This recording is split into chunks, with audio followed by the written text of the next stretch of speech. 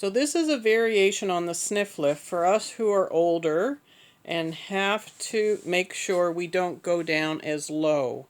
We still make sure our belly button is close to the middle of the stool as possible.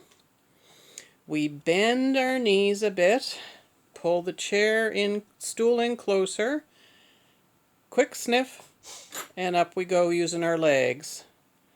Quick sniff, and on the way down. So if you're having issues, excuse me, with stiff back or knees, this is how you can do the sniff lift safely, but still make sure you see your medical practitioner if you're having ongoing issues, as this is not intended to replace medical intervention. This is for my physio clients that I've seen before in the past, and making sure people don't strain their back when they lift. Thank you.